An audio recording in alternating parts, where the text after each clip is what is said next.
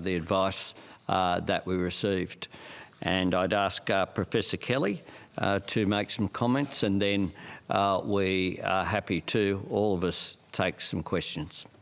Professor Kelly. Thank you, Prime Minister. So yesterday the Prime Minister did ask me for some specific medical advice in relation to this proposal to remove the isolation period as it currently stands. And so I provided him with that correspondence, and that will be circulated, as the Prime Minister has said. I'd like to stress that this is a context-specific and timing-specific set of recommendations. It recognises that we are in a very low community transmission phase of the pandemic here in Australia. It does not in any way suggest that the pandemic is finished. We will almost certainly see future peaks of the virus into the future, as we have seen earlier in this year. However, at the moment, we have very low rates of both cases, hospitalisations, intensive care admissions, aged care outbreaks, and various other measures that we've been following very closely in our weekly open report. We also have, at the moment, very high hybrid immunity from previous infection, as well as high vaccination rates, particularly and specifically in those highly vulnerable communities, older people, people in aged care in particular, disabled people living with a disability, and the ones that we've talked about many times before. It's a time, though, now to consider that we have other things that we can do to protect those most vulnerable people, and that is absolutely our key aim. Isolation itself cannot be seen in isolation. It needs to be seen in the context of that high vaccination rate, high previous infection giving further protection, the availability of treatments, the availability of vaccines, including the new bivalent vaccines, and all of the other measures we have in place, particularly to protect vulnerable people close to where they are. It's time to move away from COVID exceptionalism, in my view, and we should be thinking about what we do to protect people from any respiratory disease. It does not mean that we have somehow magically changed the infectiousness of this virus.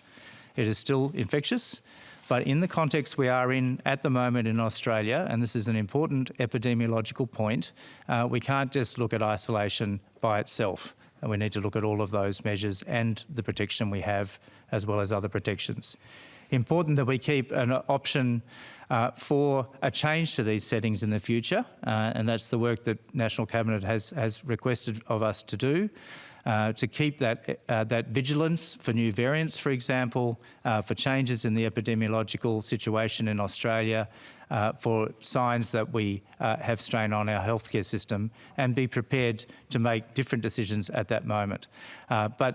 For now, as I've stated in the letter, I believe that removing the isolation period at this time is a reasonable course of action from the public health point of view. Thanks very much, Professor. Michelle. Ask Dr. Kelly, did this go to the Health Advisory Committee, and was there a consensus if it did? We haven't specifically discussed this matter. I was asked for this advice yesterday, and I provided it as the Chief Medical Officer to the Prime Minister. Gone to the AHPPC before it went to National Cabinet today, and is it should we describe today's decision as a unanimous decision by National Cabinet, or is it better to describe it as a consensus decision? It was a unanimous decision by the National Cabinet today and had the support of all Premiers and Chief Ministers. To Professor Kelly again, could you talk us through what impact you think this change would have on cases, hospitalisations, deaths? And you mentioned right at the end of your comments about potentially changes to settings in future. Could you see a moment where you would recommend bringing back mandatory isolation, potentially another peak period like next winter? So what I can say about the effect of this, that remains to be seen, and we'll continue to be looking closely at that. What I can say is that from the peak that we had, and you'll remember press conferences at that time, our concern about the healthcare system in particular around the end of July, early August. At that time we had over 1,200 aged care facilities with outbreaks, thousands of cases within aged care, hundreds of cases amongst healthcare, aged care workers. As of yesterday, we have 200, just over 200 aged care outbreaks, less than 1,000 aged care residents with COVID, and 314 staff. Things have changed a lot since that time, and that has included a month where we decreased from 7 days to 5 days, not in aged care but in the broader community. Aged care is a really helpful way of looking at and monitoring the situation going forward because of the close attention we're giving to that particularly vulnerable setting, and we'll continue to do that. And your second question was, sorry? Do you see a moment where you could recommend, as a health recommendations, that you would recommend bringing back mandatory isolation? Like your comments at the start seem to be very much emphasising we're in a low risk setting, low community transmission setting. If we go back to a high risk, high transmission setting, what would be your advice? Yeah, so we've been tasked to come back with that advice. We are, and this comes back to the discussion about AHPPC, they have been very much involved with our charting out of a community protection framework for this next phase, this non-emergency phase of the pandemic response. And other parts of the government have been looking at, and the Health Department more broadly, at a transition approach. So that would fit into that, and we'll provide that advice in due course. Here. If quarantine requirements were reintroduced in future based on advice, would the pandemic leave payment also be reintroduced at that point? Well, what we agreed at previous meetings was that where government was mandating particular requirements, that is that people couldn't get access to their income, then with that mandating comes a responsibility to provide support. But we have agreed today, based upon the advice, that we are moving beyond the emergency settings that were put in place. It isn't sustainable for government to pay people's wages forever. It was always envisaged that these measures were emergency measures that were put in place. And what we've done today is take the advice from the Chief Medical Officer, listen to that advice, and therefore change the settings so that they're proportionate.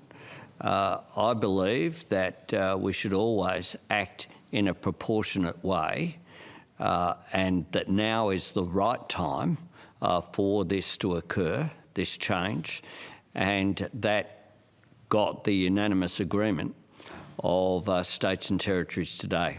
Phil? You go first. Prime Minister, you've also agreed, I understand, to work further on policy options for patient pathways and reducing pressure on hospitals. I see that that's going to be considered in the context of each jurisdiction's budget. Does that mean hospital funding, you're looking at 8 separate deals instead of continuing the national 50-50 funding agreements? Look, we'll continue to discuss healthcare as long as the Commonwealth and states exist, frankly. That's just a reality of the system which is there. But one of the things that we've agreed, and we've made this point before, is that it isn't just about a dollar amount.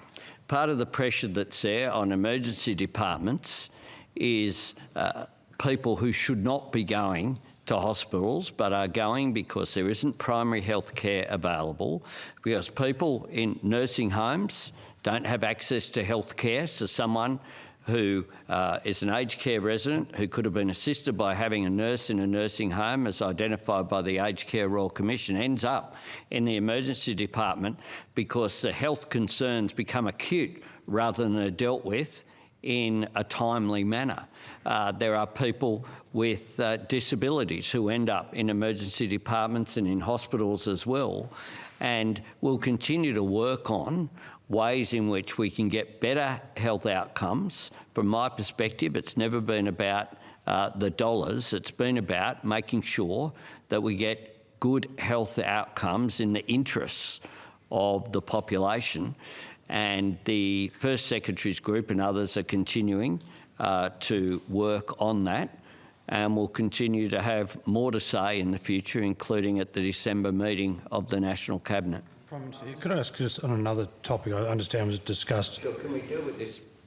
Just National Cabinet first. Okay, sure. It came up last night. Sure. Premier Palaszczuk, it's been reported in the last hour you've rescinded your land tax proposal following discussions with colleagues last night. Could you elaborate on that? And are you a little disappointed you didn't get support? No, because it actually came out of the Treasurers' meeting, so there were discussions held at that forum, and it does rely on the goodwill of other states, and contrary to what the public report, Dom and I actually get along quite well. Very well. Even though we win the state of origin. But in terms of, it does require the goodwill of other states, and if we can't get those additional information, I will put that aside. Yeah. Back down on that policy, though? No. Dom, what's your response? Here. In terms of, can I just first clarify that in terms of the mandatory isolation lifting, that applies to people in high-risk settings as well? And in terms of lifting the payment, what's the incentive then for a casual worker to stay at home when they're sick if they risk not getting any money if they stay home? One of the statements that Professor Kelly has used here today, that was used also this morning, was moving away from COVID exceptionalism. The flu has existed and health issues have existed for a long period of time, and the government hasn't always stepped in to pay people's wages while people have health concerns. It's not sustainable to have in place a system whereby the government steps in permanently, and we understand the pressures that are there. It's one of the reasons why my government is focused as well on reducing the incidence of casual work and on upping the priority for my government is on creating permanent work, permanent employment. It's one of the risks that's there with the increased casualisation of the workforce that we've seen. Just a question of the Chief Health Officer. Sure. You've just said that the pandemic isn't over, and the Health Minister said a very similar thing earlier this week. But doesn't removing these restrictions send a very different message to the Australian public that maybe it is time to relax and the pandemic is coming to an end? So I think the crucial point there is that the emergency response phase is probably finished at this point in the pandemic. The key thing is that we will see more waves. This virus will be around for many years, but it's a time to consider, as the PM has just said, different ways of dealing with it, and that should be proportionate to what's happening in front of us. Whatever we are doing needs to be evidence-based that it is working, and it needs to be equitable. And all of those things are particularly related to protecting people at most risk of severe disease. So these are all changes in the way we're dealing with the pandemic, and it explains the decisions of today. Here in the front, then Mark, then Greg, then Pablo, and I think we might be done. And for the people behind me, if you want to jump in, feel free to jump in at any time too. Thanks, Prime Minister. Just a question about, did National Cabinet give any consideration to vaccine mandates for those healthcare workers who still have to be vaccinated, and will they be removed as well? Vaccines mandates have been in place for a long period of time in aged care, for example, the flu vaccines. There have been requirements as part of occupational health and safety issues for a long period of time. Mark? Prime Minister, possibly for Professor Kelly, the one thing that isolation periods gave people was certainty about how long they should stay away from work if they're crook. Now, do they stay away for 5 days, 7 days, 3 days, 1 day? How long? So it's covered in the letter, that specific issue. And as I said at the beginning, we haven't changed the infectiousness of this virus. It remains infectious. The infectious period we know, it's the average is 2 to 3 days is the peak infectiousness. So that's one level. Again, it would be, if anyone has symptoms, they would more likely be infectious. We're not stopping infectious people going out into the community now, and we won't be in the future. The important thing is, within the context of where we are now, with high vaccination rates, high hybrid immunity and so forth, as well as the availability of treatments, it's a different way of dealing with it. In terms of the occupational elements, I think particularly in those high-risk settings, that will remain a discussion with employers. Work health and safety elements apply for all sorts of infectious diseases. COVID should be seen like that. Greg. On the health funding deal, is 50% Commonwealth contributions, is that on the table on an ongoing basis? And can the state and territory leaders tell us what they would like from the next funding deal? Well, I can tell you that what they would like is more money. Okay. Why stop at 50? Anyone here want 80? Yep. You know, it's an ongoing debate which is there. I've stated very clearly my view, and I must say there is, regardless of the debate about numbers, there is a consensus view. I think it's fair to say that what we need to do is to take pressure off the hospital systems, and there is a range of ways that you can do that. I've identified in a previous answer some of the ways in terms of people with disabilities, people who don't have access to primary care, they can't get access to a GP, so they end up at the local centre. Now, we will have a range of measures in place at the budget in October that include the funding for urgent care clinics. Urgent care clinics are aimed at taking pressure off emergency departments. It was a very specific commitment that we gave to make them, they will provide for bulk billing services so that if little Johnny or little Mary breaks her arm, she's not waiting in a queue at RPA or other hospitals around the country for 6 to 8 hours to get access, whilst they keep getting bumped further down the queue because people with more acute health issues are having to be dealt with. We need to look at these issues as an entire health system, and I must say that the discussion that we have had in the time that I've been Prime Minister is much less tabloid, if I can put it that way, about the level of the discussion, and we'll continue to talk those issues through. Pablo, and then... Prime Minister, on the Optus data leak, has Optus responded to your calls for them to pay for the replacement of passports for those people who have been implicated? And the AFP has also launched an investigation and is assisting in protecting around 10,000 people. Should Optus pay for that as well? The AFP are currently, I think, while I'm speaking, holding a press conference, so I'm not going to comment while the AFP are having that, I'll leave them. And that's where we fare well some viewers on the ABC main channel. If you want to continue watching this media conference, you can do so on the ABC News channel. That they've undertaken. Optus have responded to Hello and welcome to my ABC News. request. We're taking you live to Canberra now, where the Prime Minister is taking questions after announcing mandatory isolation rules for coronavirus will be scrapped after a meeting of National Cabinet. He's just talking about the Optus data breach right now, though.